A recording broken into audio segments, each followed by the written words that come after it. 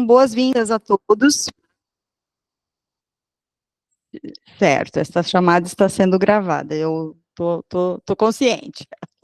Bom, dar boas-vindas a todos e todas, dizer mais uma vez da nossa satisfação de ter esse grupo que está se tornando cada vez mais fiel aí nas nossas atividades, né? E aproveitar e passar 3 recados para o grupo todo, tá? Então, nós vamos começar por, além de duas boas-vindas, lembrar a todos que em novembro nós vamos ter o Congresso Brasileiro de Epidemiologia e Controle de Infecção relacionado à assistência à saúde, que vai ser em Belo Horizonte. E quem está interessado em mandar trabalho, lembrar que é até dia 1º, que foi prorrogado agora, e que a gente pretende fazer um encontro presencial lá. Então, a gente está tentando articular com o pessoal do Congresso para termos uma sala para a gente se reunir. Quem estiver lá, aproveita e a gente vai ter um momento lá para o grupo da Rebran, tá? Então, essa é primeiro recado. O segundo recado é lembrar que a gente enviou, principalmente para o pessoal que está desde o começo com a gente, mas essa foi uma estrutura que a gente considerou de coordenação, que a gente chamou de coordenação pro tempore, tá? E essa coordenação pro tempore, ela estaria encerrando agora em junho, né? Então, a gente está pensando em fazer uma alteração no modelo dessa coordenação pro tempore. Na próxima reunião, a gente vai explicar para todo mundo, ouvir as opiniões de vocês, para a gente ver como é que vai ser essa modificação, tá? Mas hoje, como a gente queria deixar um tempo maior para a discussão do conteúdo técnico de hoje, a gente resolveu não abordar essa temática, tá? E, por fim, o terceiro recado é já adiantando o assunto, que eu até coloquei no grupo do WhatsApp, que esse ano a temática da semana de conscientização com relação à resistência microbiana no mundo, ela vai abordar sobre a educação, sobre a promoção, né, em inglês o advocacy, né, que a gente vai tentar promover, e também as ações. Então, eu também coloquei isso no grupo do WhatsApp, para todo mundo começar a pensar o que a gente pode fazer como grupo da Rebran. A gente está sentindo que a gente está se fortalecendo cada vez mais em estarmos todos unidos e termos esses mecanismos de comunicação. Acho que eram esses os principais recados. Lígia, esqueci alguma coisa? Não, Maria Clara, foi perfeito, era isso mesmo. Então, tá bom. Então, eu vou passar já a palavra para você, e muito obrigado, pessoal, por estar aqui com a gente, e vamos para a atividade de hoje. Obrigada. Obrigada, Maria Clara, pelas boas-vindas e pelos informes. Boa noite a todos, pessoal. Prazer estar com vocês. Nós temos um incentivo para fazer, não sei se a Vivi está nos ouvindo, em relação às redes sociais, antes de passar para a nossa convidada da noite. Vivi, você quer falar? Oi, gente, boa noite, tudo bem? Eu gostaria, sim, de dar um recado. Olá, tudo bem, gente? Primeiramente, eu gostaria de agradecer, né, pela participação de vocês nessa reunião. Para a gente é sempre um incentivo ver esse número de convidados sempre presentes. E a gente gostaria de reiterar a importância do nosso engajamento em relação às redes sociais. Vocês percebem que a gente tem feito postagens semanalmente, focando em temas que são relevantes para a prática clínica do enfermeiro de assistência, mas também do pessoal que é prevencionista, né, e controlador de infecção.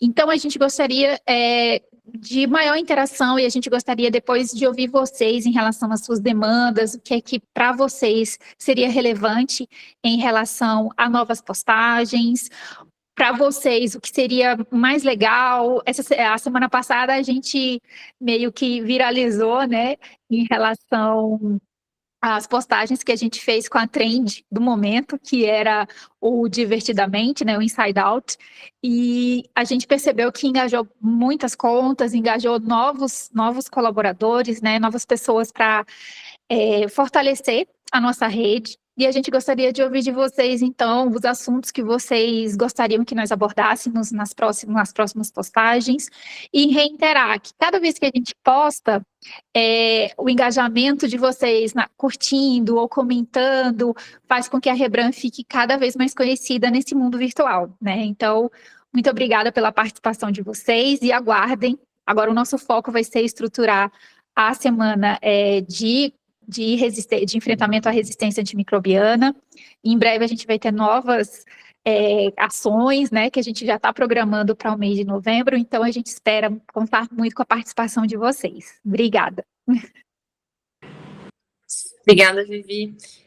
Bem, então nós vamos seguir para o tema da noite, que é um tema que tem sido, vamos dizer assim, muito demandado nas redes sociais, até por uma questão, sempre quando a gente abre uma caixinha de perguntas, sempre vem algo relacionado à coleta ou interpretação de resultados de cultura.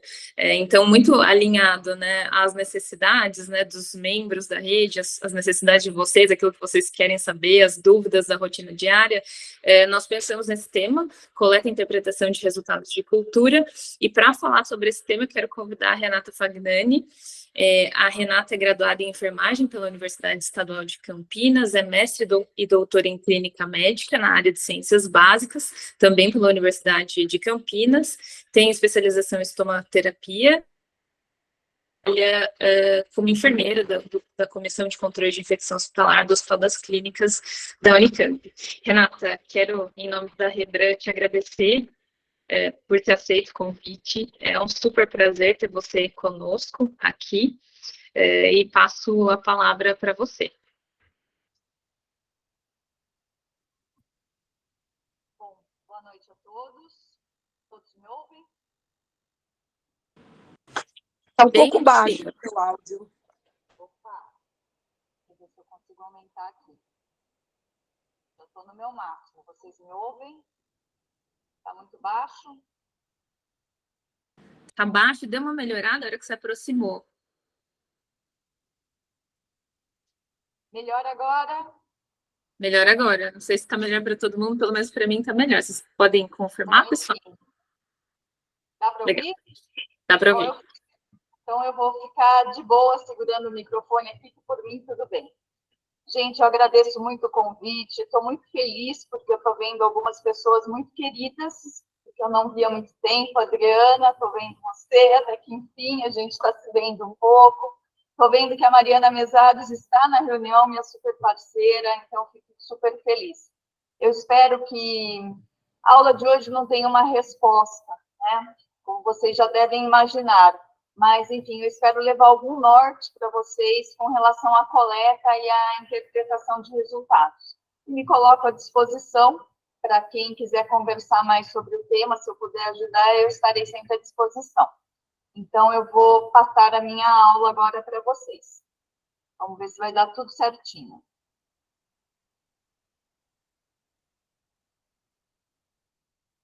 Visível? Está, Renata. Está carregando. Ok? Ok. Ok. Então, eu vou começar a aula e se vocês quiserem me interromper, por favor, fiquem à vontade. Bom, primeiro de tudo, né, então a gente tem a questão da coleta dos exames microbiológicos. Se nós dividirmos a instituição em dois setores, nós temos basicamente os gestores e a equipe assistencial. Então, quando a gente vai desenhar protocolos de coleta, às vezes a gente tem um abismo, né, entre o protocolo de coleta e o coletador. Por quê? Porque o gestor geralmente não é a pessoa que está na assistência e vice-versa. E os gestores, eles descrevem os protocolos de coleta, e nesse protocolo a gente tem que ter indicação, a técnica e o fluxo do resultado de como que isso vai chegar nas equipes. Os POPs, né, os protocolos de coleta do laboratório, dos exames microbiológicos, geralmente o gestor mor é o laboratório de microbiologia. porque é ele que faz a definição do contrato dos insumos. Mas, né, a área médica dos gestores participam, a enfermagem, o controle de infecção hospitalar e a própria informática, para a gente ver o fluxo do resultado. Bom, mas o que a gente pode fazer para evitar esse abismo, né, entre o protocolo e a coleta, né, entre o coletador? Então, nós temos 4 passos que nós temos que incorporar, que, na verdade, eles são verdadeiros desafios em alguns momentos, né? Por isso que eu até coloquei esse labirinto aqui saindo de cada um deles, porque, às vezes, para a gente resolver algum problema, não é uma linha reta, né? Acaba sendo um labirinto. O primeiro passo para a gente ter sucesso no nosso protocolo de coleta, a gente tem que ter os insumos e garantir o abastecimento. Renata, isso é fácil? Às vezes é, às vezes não, né? Alguns exemplos que vocês já devem ter vivenciado também, é o seguinte, acabou porque teve uma falha no setor de compras. Tudo bem, faça uma compra emergencial, empresta do hospital vizinho, a gente dá um jeito. Mas se é algum insumo que, por um acaso, por um exemplo, né, não tem o princípio ativo no mercado, ou ele está preso no Porto de Santos, que é uma importação, a gente precisa pensar rapidamente num plano B para o protocolo, para que a gente não perca dados assistenciais. O segundo grande passo é descrever o POP, que às vezes parece fácil, mas não é, porque a hora que a gente vai tentar aplicar o POP na prática, ele é inaplicável, né? Então, essa é a primeira questão, ele deve ser um POP aplicável na prática. A segunda questão é que ele deve ser mantido sempre atualizado e a divulgação desse POP, ela tem que ser periódica. E junto com a divulgação vem a questão da capacitação da equipe. Capacitação da equipe, eu posso ter algumas situações que são mais fáceis e outras não tanto. Por exemplo, minha equipe de coleta é uma equipe terceirizada, é mais fácil, né? Então, eu tenho uma equipe específica para a coleta, ou uma equipe do meu próprio hospital, da minha própria instituição, que é a equipe de coleta. Então, eu tenho 2.000 funcionários, mas só 10 profissionais realizam a coleta. Beleza, situação ideal. Mas a maioria dos hospitais, né, de alguns hospitais, principalmente dos públicos, quem faz a coleta dos exames microbiológicos é a própria equipe assistencial. E quando a gente vai pensar em capacitação, Mariana Mesário sabe muito bem disso, a gente tem que pensar numa capacitação em massa, de 2.000, 3.000 funcionários, tendo um turnover da equipe de enfermagem, da equipe médica e da fisioterapia. Troca de residência todos os anos, troca de equipe médica, os alunos da fisioterapia e assim por diante. Então, às vezes, é muito difícil a gente conseguir manter uma equipe capacitada. E o quarto passo é a monitorização do processo, né? A gloriosa auditoria do processo. Isso a gente realmente precisa de uma mudança do mindset. As pessoas, quando nós falamos para o profissional auditoria, ele arrepia, né? Porque ele, às vezes, ele não entende que a gente não está auditando ele, né? A gente está auditando a instituição como um todo, o processo como um todo. Então, hoje em dia, a gente ainda precisa trabalhar muito bem essa questão da auditoria, que as pessoas não conseguem entender que não é nada pessoal, né? A gente está tentando melhorar o processo como um todo. Então, o grande desafio da coleta de exames, o desafio inicial, é nós conseguirmos manter esses 4 passos para que a gente não tenha um abismo entre o protocolo e o coletador. Bom, ainda com relação à coleta microbiológica, né? Então, na verdade, eu não vou trazer hoje para vocês, infelizmente, nenhum protocolo universal de coletas microbiológicas. Por quê, Renata? Porque, na verdade, cada instituição precisa fazer o seu de acordo com seus recursos materiais e humanos, né? Recursos financeiros. Eu sempre gosto de colocar esse exemplo das casinhas e dos apartamentos. Então, às vezes eu moro em uma casa e eu tenho um sofá gigante na minha sala, que ele é maravilhoso, né? Super confortável, de veludo. Só que eu mudei para um apartamento de um dormitório e esse sofá não me cabe. Então, na verdade, é isso, né? A gente não pode levar protocolos de uma outra instituição para a nossa instituição. Por que eu falo isso? Vocês devem vivenciar essa mesma... Opa, é comigo? Posso continuar? Alô?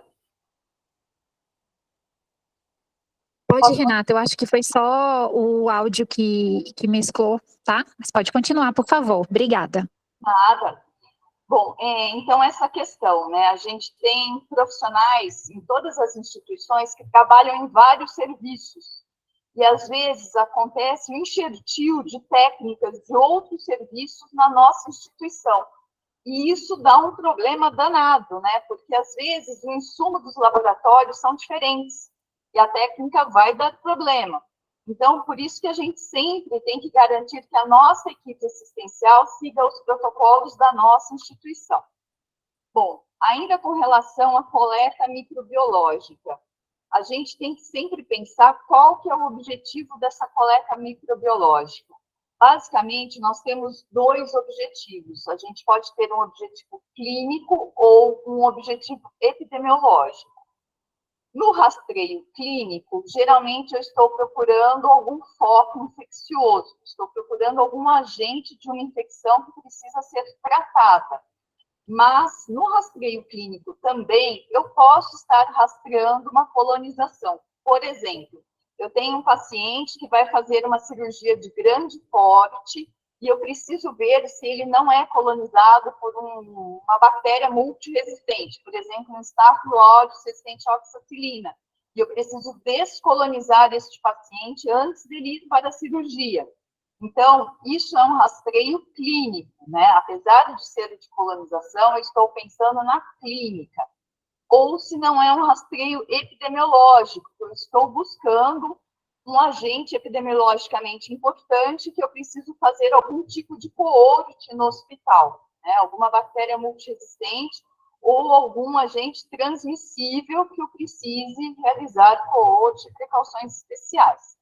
Então, a primeira coisa que a gente, quando pensa em coleta, me pediram um exame para ser coletado. O objetivo dele é clínico ou é um exame que é um rastreio epidemiológico? Então, com relação à coleta, né, a gente tem que sempre pensar no protocolo, no abismo que não pode existir, e para isso a gente tem que ter o insumo adequado, a gente tem que ter a descrição da técnica, a gente tem que ter a capacitação e a monitorização. E eu preciso saber qual que é o objetivo daquela coleta que foi solicitada. Com relação à interpretação dos resultados de cultura, este ano eu assisti uma aula da enfermeira Mariana Mesaros, na Semana da Enfermagem, sobre romper bolhas para existir e coexistir da enfermagem. Acho que todos que participaram da Semana da Enfermagem puderam compartilhar desse tema, que eu achei excelente.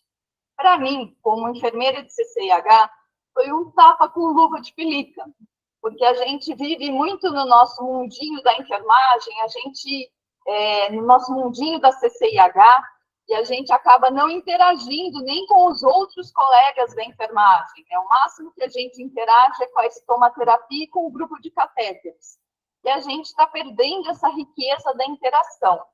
E isso está acontecendo bastante também na assistência, né? Então, a gente tem a bolha da equipe médica, a gente tem a bolha da enfermagem, a gente tem a bolha da fisioterapia, tem a bolha da nutrição. E é uma equipe multiprofissional, mas a gente acaba não tendo uma interação que nós gostaríamos. E, Renata, e por que isso acontece, né? Na verdade, isso ultimamente, a gente observa que isso vem acontecendo muitas vezes pela sobrecarga de trabalho de todas as equipes, né? Então, todo mundo trabalha demais e você acaba não tendo essa interação. Só que isso acaba influenciando no plano de cuidado integral do paciente. Então, quando a gente fala de resultado de culturas, o primeiro passo é saber o resultado, né? Então, a gente tem que ter a proatividade. Se um paciente meu, se um paciente da minha unidade coletou uma cultura, eu preciso ir atrás do resultado, eu preciso saber esse resultado, como que eu descubro esse resultado, né? Para a gente poder prestar um cuidado integral e participar da equipe multiprofissional. Eu coloquei uma formanda aqui na foto, né, na apresentação, para a gente lembrar, né, gente? Para a gente deixar nossos professores orgulhosos, né? Nós, quando nos formamos, né, a ideia era a gente prestar um cuidado de excelência, um cuidado integral bacana. Só que, para isso, a gente precisa interagir com a equipe multiprofissional. Então, o primeiro passo do resultado de culturas é saber o resultado. Bom, sobre o resultado, o segundo passo é entender o resultado. E aqui agora vem nosso mapa mental, né? Então, nós podemos ter 3 tipos de resultados microbiológicos. Ou a cultura veio negativa, ou veio um contaminante, ou veio um micro-organismo, uma cultura positiva. E aí a gente realmente tem que fazer um mapa mental. Veio negativo? Ah, não, tá tudo bem. Não, gente, vamos parar, vamos pensar, vamos analisar. Será que a minha coleta foi adequada? Será que eu estou tendo muito resultado negativo nas minhas culturas? Será que toda a minha ala que coleta uma urocultura vem sempre negativo? Né? Será que o que está acontecendo? Isso é esporádico ou isso está sendo frequente? Será que a indicação do exame está ok? Será que eu não preciso rever protocolo? Então, a gente tem sempre que pensar. Não é porque, deu negativo, está tudo certo. Deu negativo, mas, né, vamos pensar se isso não está sendo numa frequência muito alta. Mesma coisa com a coleta contaminada, né? Então, será que essa coleta está adequada? Né? E a frequência dos resultados contaminantes são poucos, é esporádico. E a gente tem sempre que pensar que isso pode estar causando um atraso na terapia do paciente, ou até um descalonamento do antimicrobiano, certo? Então, o resultado contaminado, ele é péssimo, porque eu vou ter que repetir a coleta, enfim, né? Ou veio um resultado positivo. Beleza, veio resultado positivo. Qual foi o micro-organismo, né? Vamos nos inteirar de qual foi o micro-organismo. Qual que é o foco de infecção, então, para essa Escherichia coli, esse Acinetobacter baumannii que veio na cultura? Bom, daí a gente pensa também, né? Nosso paciente acabou de internar, nossa, então isso deve ser comunitário. Nosso paciente está internado já faz 1 semana, já faz 15 dias. Nossa senhora, isso não é uma bactéria multiresistente, mas isso é uma infecção hospitalar. Será que isso foi uma translocação microbiana do próprio paciente? O paciente tem alteração de trato digestivo, ou ele tem dispositivos, prováveis fontes de infecção. Eu vou ter que entrar com alguma medida epidemiológica para esse micro-organismo ou não? Então, para vocês verem que qualquer resultado de cultura, ele vai terminar em uma ação. Então, a partir do momento que a gente busca o resultado, que a gente entende o resultado, a gente vai para o terceiro passo. Informação é igual a ação. Então, é isso que eu já falei para vocês. Eu estou tendo muito resultado negativo, muito resultado contaminante.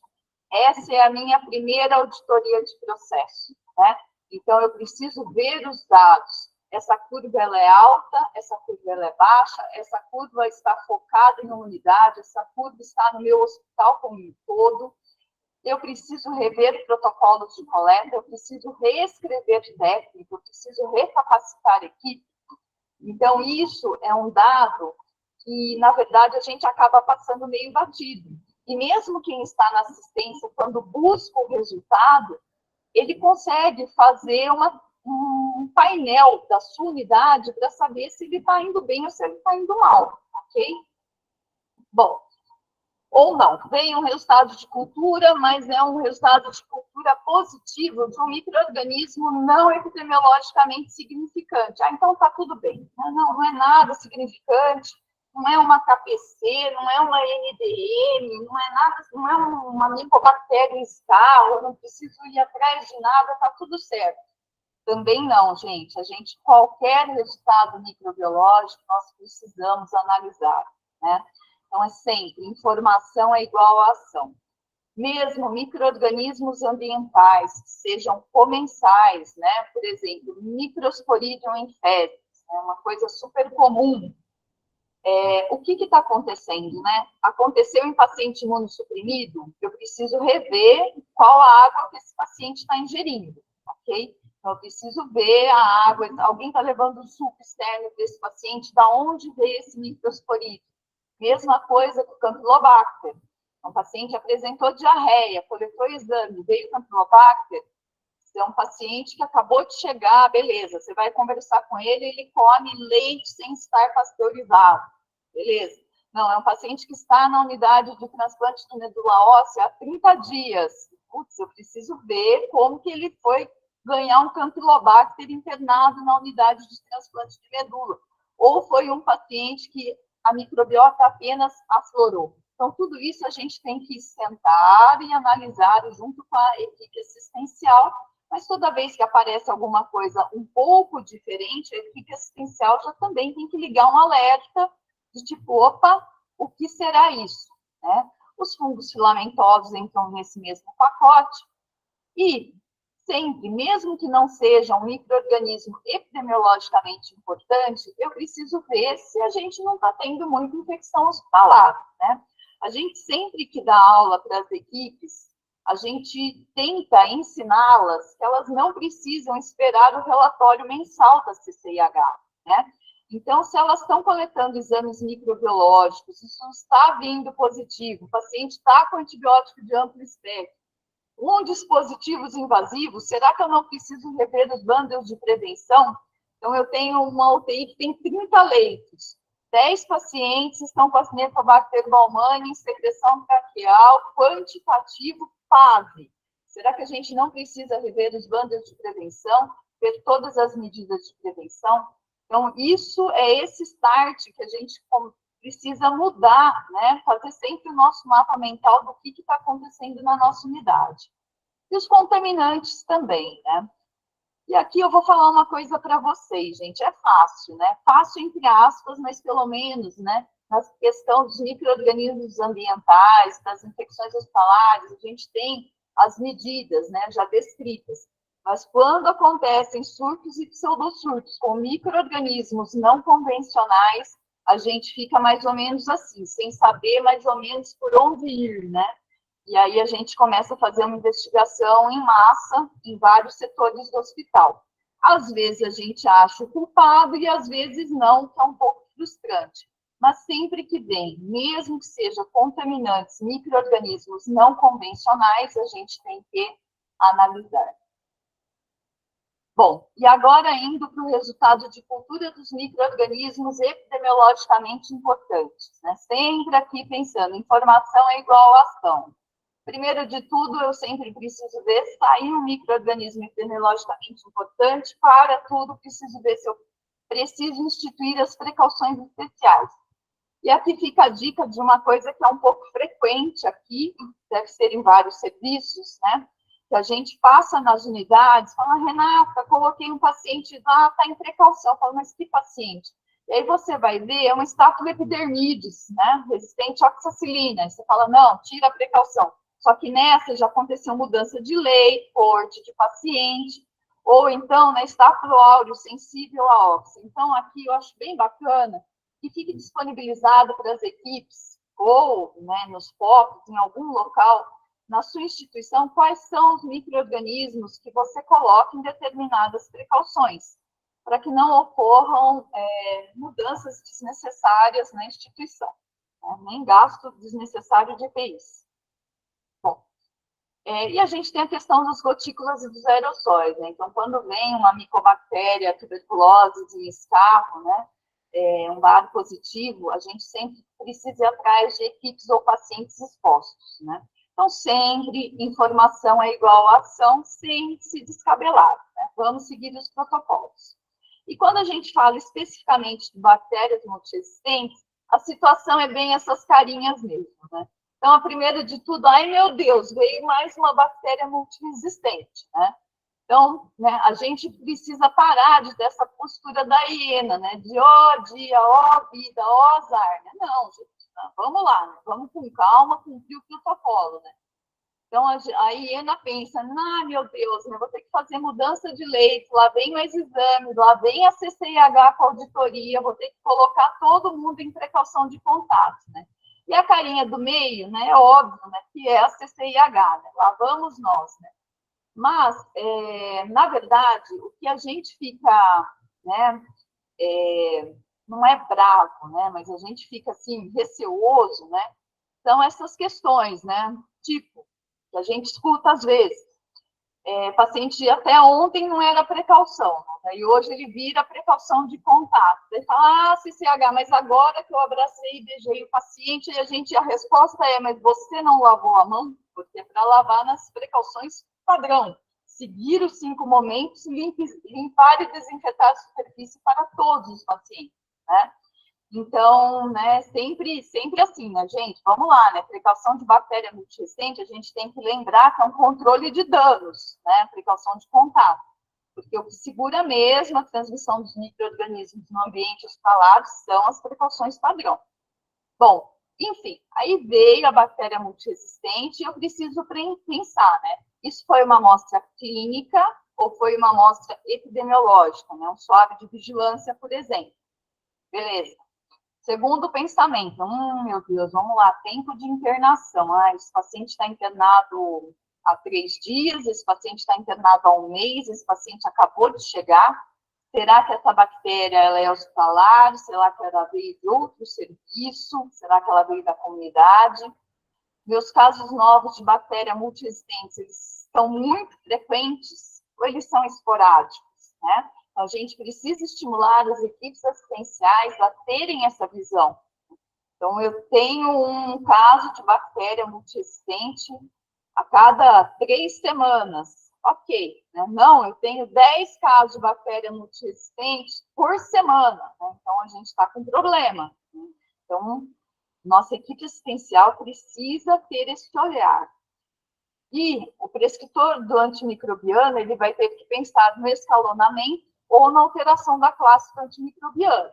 Lembrando que o prescritor que muda o antibiótico, mas é a enfermagem que administra, né? Então, isso também a gente precisa estimular a nossa equipe. Mudou a classe do antimicrobiano, doutor? Por que mudou? Escalonou? Descalonou o antimicrobiano? Por que, doutor? Né? Porque a gente tem que saber o que a gente está fazendo, porque a gente também faz parte do plano de cuidados do paciente. Bom, e aqui na interpretação do resultado de culturas, coloquei aquele glorioso gato por lebre, né? A gente precisa tomar muito cuidado com a cultura negativa, se ela não foi mascarada pelo uso abusivo de antimicrobianos na unidade, né? Então, sempre pensar, né? Tem alguns pontos, né, do controle de infecção hospitalar, que tem gente que já fala, eu já não sou uma laranja lima, eu já sou um limão azedo. Que é o seguinte, né? Quando a gente procura meta de CCIH, né? Metas, né? Administração e assistência, é óbvio, né? Que a gente quer ver a redução de todos os principais componentes, né? Eu quero ver uma redução do uso de antimicrobianos de amplo espectro, mas junto com isso eu preciso ver uma redução dos casos novos das bactérias multiresistentes, eu preciso ter uma redução das infecções hospitalares e eu preciso ter uma adesão aos 5 momentos de higiene das mãos. E sempre a gente pensa que essa melhoria precisa vir por um tempo prolongado, não uma medida, né, de 1 mês, porque às vezes isso foi o acaso. Por que eu estou falando isso para vocês? Porque a gente tem algumas situações, isso é um parênteses na aula, se vocês me permitem, né? Que é o seguinte, né? Quando a gente, às vezes, tem uma adesão boa aos 5 momentos de higiene das mãos, eu tenho lá na unidade uma adesão de 80% de higiene das mãos, 90%.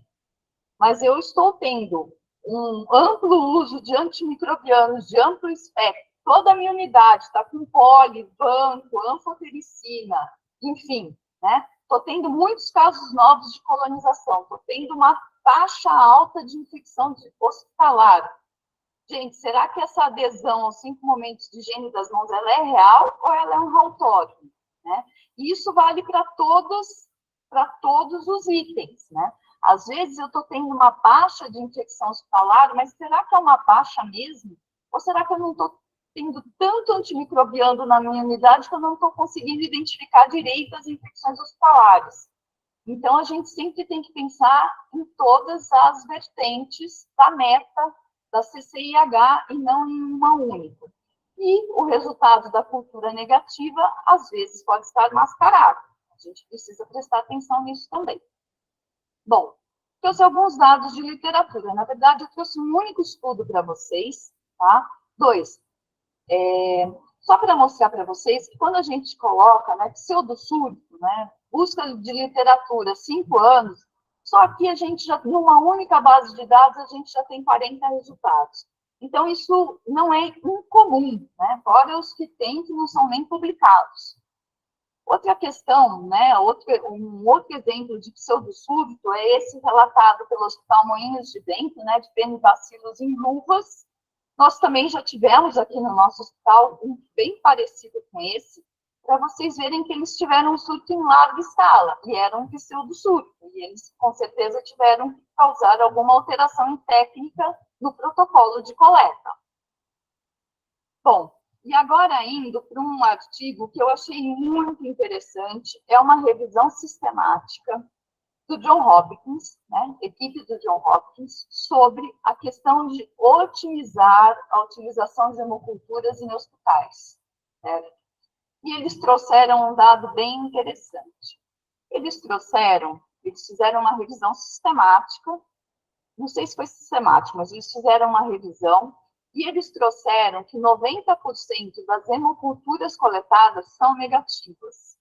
Apenas 2% das hemoculturas dos estudos detectaram micro-organismos. De 30% a 50% recuperaram apenas contaminantes. Né? Então, 30% a 50% das positivas eram contaminantes. E eles colocam ainda no estudo deles que é digno de nota que faltam dados referentes às taxas de contaminação. Então, ninguém ao certo fala quais são as suas taxas de contaminação, e se isso tem uma linha, né, um borderline ali para você estar para cima ou para baixo, se isso é aceitável ou não. 30% das hemoculturas de um laboratório são de 24 horas após a primeira coleta e apenas 2% destas apresentaram um novo patógeno. Né? Então, aqui para falar realmente do excesso de hemoculturas solicitadas. E aqui eles colocam, né, que nós temos um desafio, né? Quem escreve os protocolos tem um desafio, que é reduzir o número de hemoculturas desnecessárias. Porque, muito provavelmente, essas 90% de hemoculturas negativas é porque é solicitado muitos exames que talvez não fossem necessários. Certo?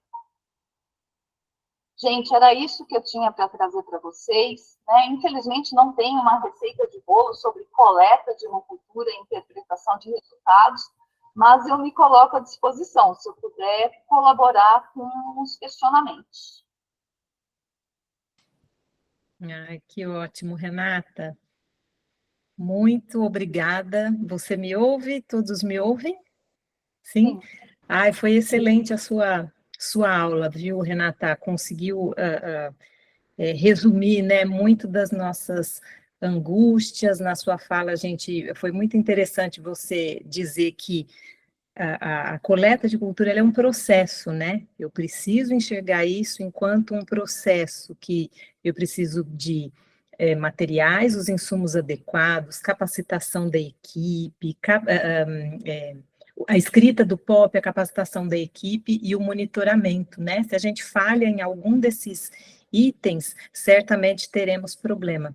E também achei muito interessante você falar, né, trazer a importância da enfermagem nessa questão da coleta das amostras microbiológicas, de entendermos isso como é um item fundamental, é colocarmos em prática realmente o processo de enfermagem, né, que vem lá desde a avaliação desse paciente histórico e etc., que a gente já vem discutindo aqui na rede, mas também de fazer essas análises, o planejamento, né? Tudo, a sua fala vai muito de encontro ao processo de enfermagem que deve ser feito, né? Por todos nós, de acordo com as diretrizes aí, as resoluções do nosso conselho de classe. Espera aí, gente, desculpa. Tem um cachorro aqui no meu... senão ela fica latindo. Então, Renata, agora acho que a gente pode partir para as perguntas, né, Lígia, que nós temos algumas, e mais uma vez, muito obrigada, é uma satisfação revê-la, e pessoal, vocês podem colocando as perguntas também no chat, que a Lígia e eu teremos o prazer aqui de conversar um pouquinho, né, e ouvir um pouco mais da Renata. Lígia?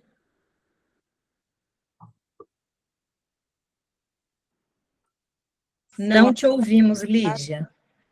Opa, estava falando com o áudio fechado, desculpa. Tá pessoal. ótimo. Eu estava falando que quero agradecer também a Renata pela excelente apresentação e que veio recheada de informações, né? Acho que faz a gente pensar no processo como um todo, né? Não é só a coleta, né? O processo de coleta e a importância que tem a gente estar antenado com o resultado. E acho que eu fiquei pensando aqui várias coisas, também estou olhando os comentários, acho que o pessoal também ficou bastante reflexivo.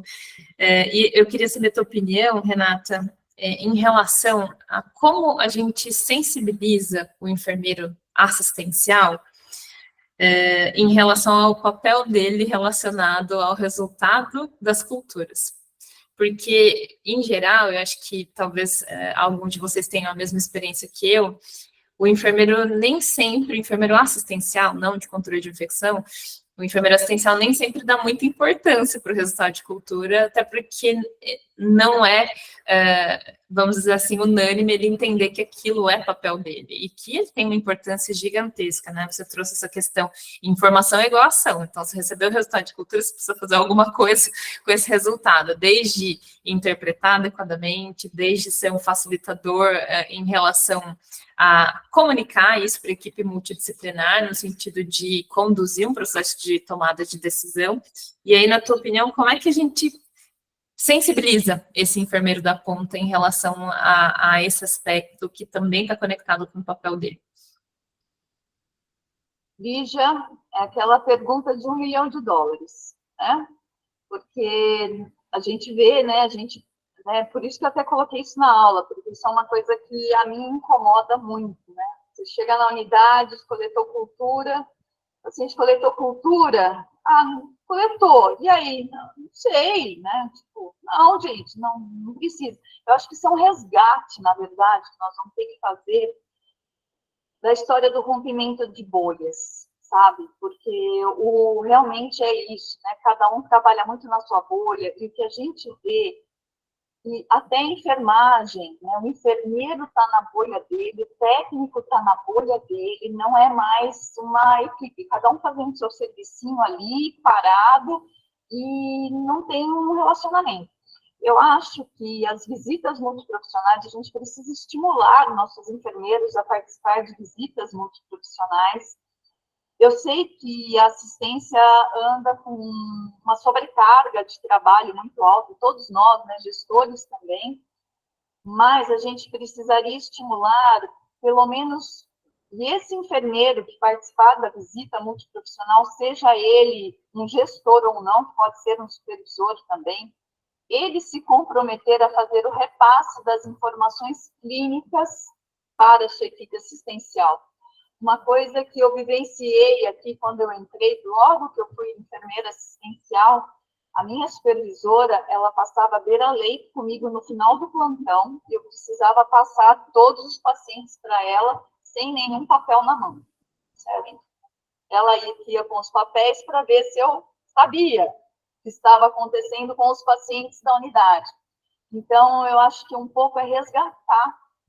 A gente aprendeu isso na faculdade, mas a gente precisa resgatar nossos enfermeiros, a gente precisa resgatar nossa enfermagem para fazer parte mesmo da equipe multiprofissional e do cuidado do plano de assistência do paciente.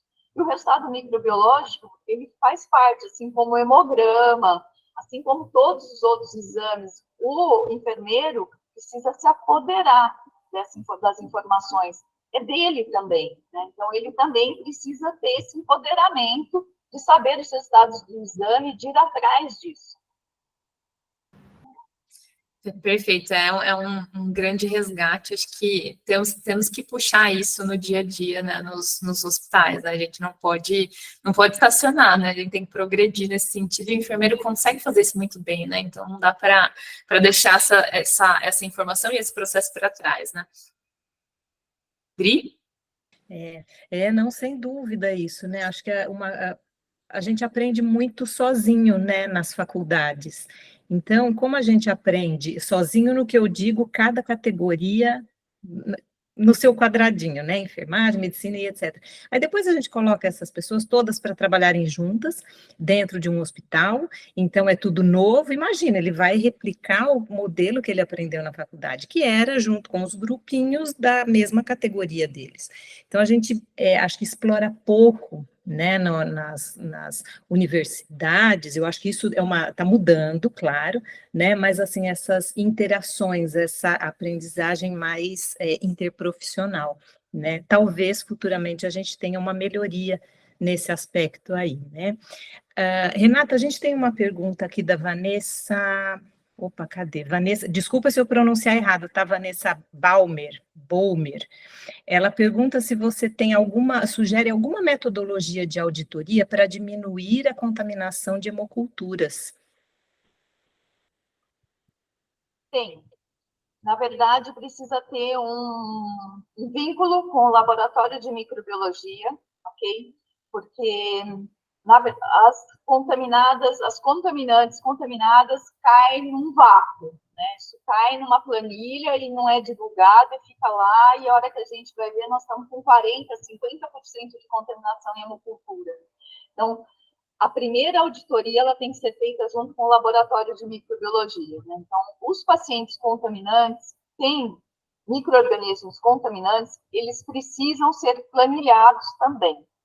Uma coisa bem interessante que nós conseguimos instituir aqui no hospital é o nome do coletador junto com a amostra. Então, isso é planilhado no laboratório de microbiologia, a área e o nome do coletador, para a gente ver se precisa fazer alguma orientação específica para alguma unidade ou para algum servidor. Então, essa é o primeiro de tudo. De todas as culturas, o mais importante é sempre a hemocultura, né? A hemocultura que causa transtornos bem grandes. Então, a primeira auditoria é com o laboratório.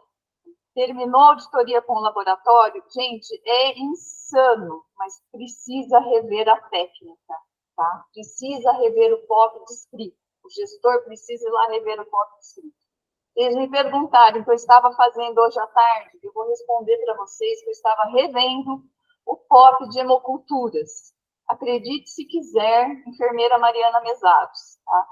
De novo, é o POP mais revisado do hospital, é o POP de hemoculturas.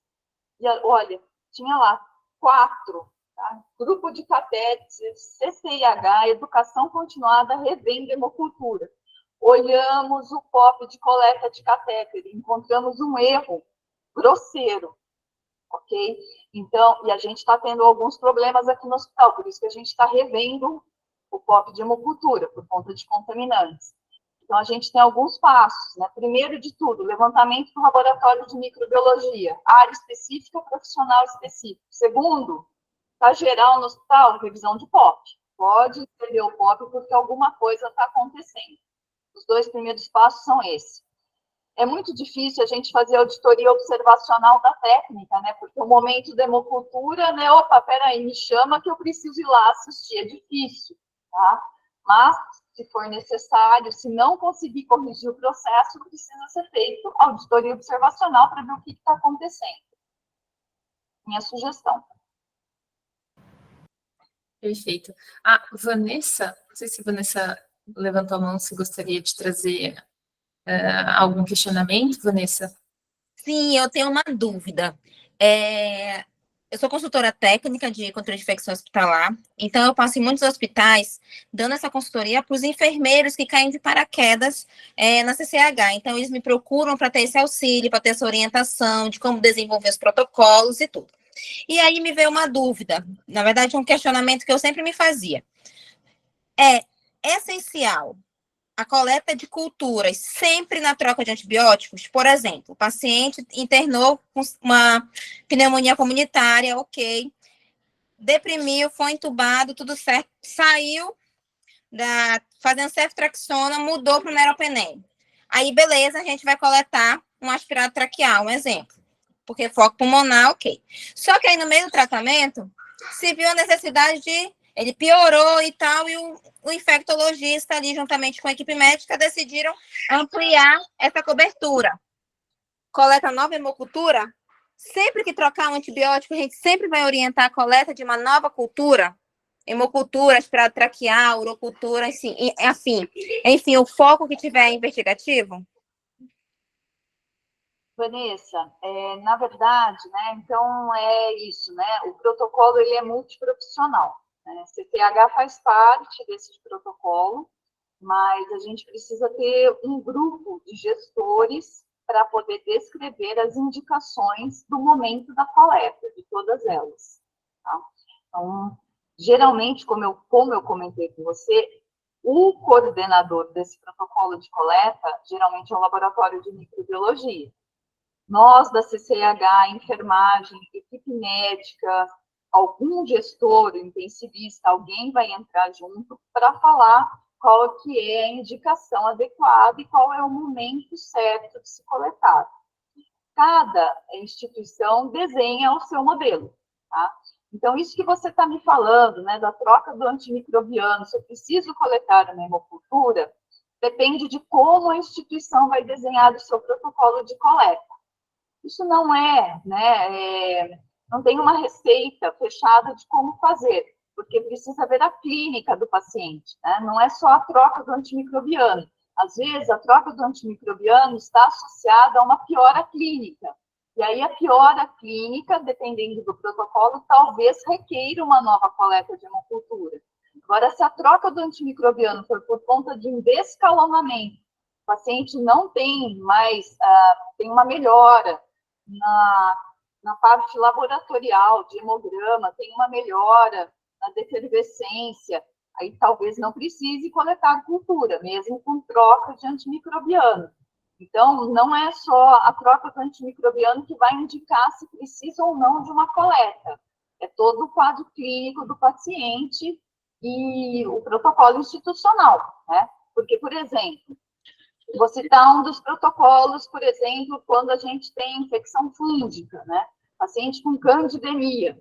Então, paciente com candidemia, a equipe médica, né, os infectologistas e o clínico do paciente, eles entram lá com antifúngico específico. Mas o controle da candidemia é feito por hemoculturas. Então, espera-se negativar a hemocultura para redefinir o tratamento. Então, é isso que eu estou te falando. Cada micro-organismo, cada protocolo e a clínica do paciente que vão indicar se vai precisar de uma nova ou não coleta de cultura. Eu tenho enfrentado um desafio nas instituições em relação a esse excesso de coleta de cultura. Por quê? Porque, por exemplo, aqui no Amazonas, aqui no estado, a gente coleta a cultura e aí com 3 dias a gente tem uma parcial, indo por 5º, 6º, ali, 7º dia, a gente tem a final. Aí, o que é que está acontecendo? Eu tenho observado isso em muitos hospitais. Coleta, digamos, no dia 1º, a cultura. Com 3 dias eu tenho uma parcial, mas no 3º dia que sai minha parcial, a minha equipe já está coletando novamente cultura de controle, sem esperar chegar uma final. E aí, o que você acha disso? O que você pode dar de sugestão de estratégia? O que eu posso fazer em relação a isso? Se está correto, se não está? Olha, na verdade, o artigo que eu apresentei do John Hopkins, a aula vai ficar disponível, certo? Certo. Ele cita isso que você está falando, que é o excesso de coleta de hemoculturas em várias situações por conta da indicação. E ele até fala da questão de stewardship de hemocultura, ok? Então, para você ver que isso que você está falando, na verdade, isso é bem abrangente em vários hospitais e não só aqui no Brasil, certo? E é isso. Então, isso a gente precisa melhorar. Existem algumas travas, né, que a gente tem a ferramenta, né, a gente tem algumas ferramentas, por exemplo, de travar o pedido de hemocultura do paciente, né?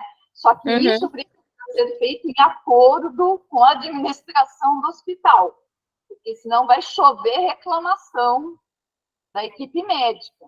Então, precisa colocar uma trava. Você pediu o exame de hemocultura, só vai poder pedir para esse mesmo paciente daqui 7 dias, ou que alguém autorize a liberar esse exame. Então, existem essas travas justamente para evitar, né, esse pedido em excesso de exames microbiológicos. Mas é o que eu estou te falando, isso precisa ser feito em acordo com a administração do hospital. Tá. Muito obrigada, Renata, maravilhoso. Esclareceu aqui, eu tive até uma ideia com essa sua ideia de bloqueio para dar para uma instituição aqui, que eu acho que pode dar certo. Mas muito obrigada, uma excelente aula. Falar de microbiologia sempre é muito bom, porque a gente sempre aprende um pouquinho. Então, assim, parabéns mesmo, foi maravilhoso. Obrigada, Vanessa. Que bom. Bom, a gente já está caminhando para o final, mas eu acho que temos tempo para mais algumas perguntinhas, né, Lígia? Então, Renata, uma pergunta da professora Padovese, ela gostaria de saber por que, na sua opinião, né, por que a taxa de hemoculturas e uroculturas contaminadas não tem sido um indicador de qualidade frequente nas instituições? Tenho essa resposta na ponta da língua. Falha de comunicação entre o Serviço de Microbiologia, a assistência e a CCIH. Infelizmente, a informatização ela veio para beneficiar a todos nós, prontuário online do paciente, né? Uma maravilha. Só que a gente perdeu a comunicação. Então, aquela questão da visita diária da CCIH ao laboratório de microbiologia, nós fomos perdendo isso ao longo do tempo, porque agora chegam todos os exames de uma vez, e por conta também da sobrecarga de trabalho, né? Falha de comunicação. Então, a gente precisa realmente melhorar a comunicação. E outra, né? Falha de parar para analisar o dado, porque às vezes até o próprio laboratório, na hora que você pede para ele o dado, ele fala, não, espera um pouco que eu vou ter que ver o banco. Tá? Então, é isso, né? A gente precisa direcionar o olhar para isso por conta de falha de comunicação entre os serviços dentro do hospital. É a gloriosa bolha. Está cada um na sua bolha trabalhando sozinho. Exato. Lígia? Renata, tem mais uma pergunta da Fabiane, que é do Rio de Janeiro. Ela pergunta o seguinte: paciente hematológico tem um catéter central de inserção periférica, um PIC, sugere a coleta, nesse caso, sugere a coleta somente periférica ou a do catéter também? O que você acha sobre? Essa pergunta surge em inúmeras situações, né? Olha, então, vamos lá. Eu sou enfermeira de vigilância da hemato-onco transplante de medula óssea. Adoro. PIC, né? Então, a gente tem várias situações. Vamos lá. Primeira situação, né? O paciente tem rede venosa, não tem rede venosa. O paciente tem possibilidade de trocar esse acesso, tirar esse acesso ou não, né? Não, paciente, ok, rede venosa, tá tudo certo. PIC, apesar de todos falarem que ele é um catéter, que ele dura vários meses, ele é um catéter, por definição, CDC, de curta permanência, né?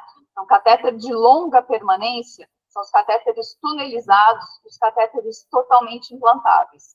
Catéter de curta permanência, na suposição, vigência de infecção, ou foco sem infecção aparente, sem identificação, é para ser retirado, ok? Quando eu coleto hemocultura... então aí vocês não coletam hemocultura da PIC, coletam. Tá? Às vezes acontece sim. Paciente com péssima rede venosa, não vai conseguir o processo, eu preciso ver se aquele PIC realmente é uma fonte de infecção ou não. Então, beleza, vai coletar? Precisa ser coletas pareadas, né? Isso é uma outra grande dificuldade. Às vezes coleta, mas o volume precisa ser idêntico da periférica com a central, para a gente saber o tempo de positividade da amostra. O correto é não coletar, porque a gente só coleta hemoculturas de catéteres de longa permanência. Na vigência de infecção em pacientes com catéter de curta permanência, esse catéter é para ser sacado. Mas a gente avalia a clínica do paciente, caso a caso, é discutido o serviço de hematologia com a equipe médica da CCIH, se é possível ou não segurar esse catéter. Eu vou ser sincera, na maioria das vezes o catéter é saco. Na primeira, os médicos daqui olham e falam, saca o catéter, tá? Saca esse catéter. São pouquíssimos casos que o catéter de PIC permanece, tá? E vai ser investigado como infecção. Renata, só complementando, eu sou assessora de PIC, assim como um controle de infecção, né? E aí a gente fala em questão de tempo de permanência do PIC. O catéter PIC, ele tem muitos estudos que mostram, ele por definição é catéter de curta permanência, ok. Mas os estudos mostram que ele pode ficar, o tempo de permanência no PIC, inclusive no caderno da Anvisa está lá, que é até o fim do tratamento do paciente. Então, por exemplo, ele é bem indicado para pacientes oncológicos, né, que tem aqueles tratamentos extensos, né, dentro de muito tempo, rede venosa, mãe deprimida, né? Então, assim, hoje, ele também tem estudos e tem recomendações da própria Anvisa que sugerem, antes de sacar a PIC fora, você coletar uma hemocultura de lá. O catéter, ele é próprio para isso. O catéter de poliuretano, silicone não, que é dos neonatos, por conta do lúmen. E aí tem o risco de fazer coagulação entre a catéter e fazer translocação. Ok. Mas de poliuretano, a partir de 3, 4 frentes, você consegue coletar tranquilo a hemocultura dali, e até indicado justamente para você não condenar e até mesmo fechar uma infecção de corrente sanguínea sem necessidade. E aí, aqui, quanto assessora de PIC, o desafio que eu vejo é fazer a coleta pareada adequada. Que a equipe não tem essa destreza. O que falta é realmente a orientação, a cultura da prática do treinamento incessante em cima disso, né? Que a gente precisa fazer ao mesmo tempo, em membros pareados, ou seja, se o PIC está no esquerdo, vai fazer do direito, né? A quantidade de tubo. Mas, assim, a gente teve uma outra reunião a semana passada que estava falando sobre catéter central e PIC e tudo mais, e aí veio esse mesmo questionamento. E aí, a gente tira a PIC, deixa a PIC, porque no acesso central a gente tira fora e tal. Então, assim, eu particularmente não concordo muito com a conduta de tirar de primeiro momento a PIC sem eu ter uma cultura positiva ali. Vanessa, vou só te interromper um pouquinho, que a gente já está se organizando para finalizar. Eu sei que está uma discussão extensa essa, mas a gente vai passar para a última pergunta para poder encerrar, mas depois a gente coloca você em contato também com a Renata para uma outra discussão, mas para a gente não passar do tempo, tá? Desculpa te interromper. Tranquilo. Sim? Não, tá ótimo. Não, realmente a discussão é muito boa, né? A gente se perde assim no tempo, mas vamos lá.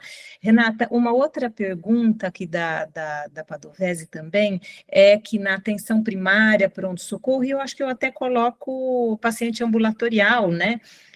Às vezes, as orientações para coleta de culturas, ela é superficial e rápida, e nem todo paciente tem condições de compreender, né? Principalmente as uroculturas, por exemplo, e aí já vem aquele nível de contaminação gigante. Então, na verdade, é um comentário, né, que ela fez aqui. Gostaria de saber só se você tem alguma experiência ou algo, né, para nos dizer com relação a isso. Eu vivencio isso também na instituição que eu trabalho, tá? Na verdade, eu tenho pouca experiência com coleta ambulatorial, né? Então, porque quando tem coleta ambulatorial de urocultura, é feito pelo nosso serviço de coleta.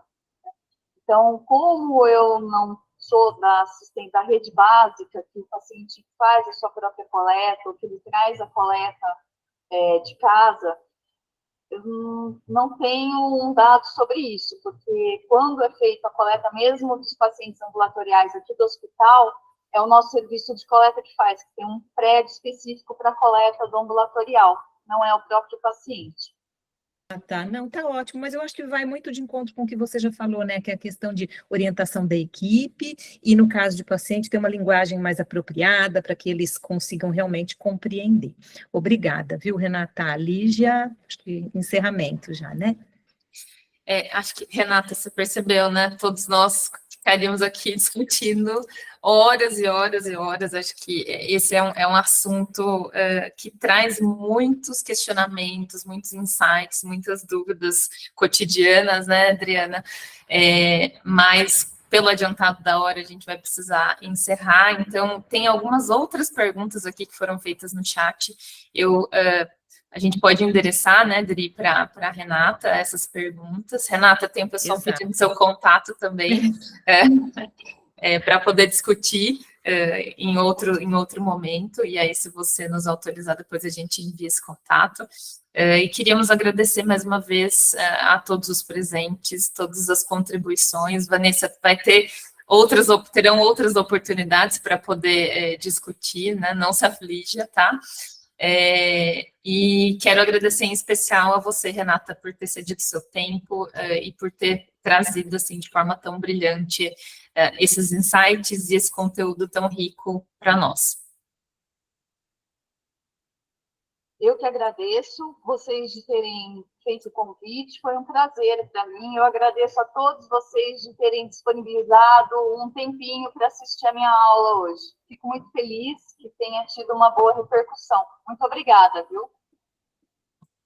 Obrigada a todos. Renata, entraremos em contato para um segundo momento, viu? Sim, sem obrigada. Dúvida. Dri. Tchau, Renata. Tchau, pessoal. Boa noite. Tchau, boa noite. Boa noite. Obrigada, Renata. Obrigada a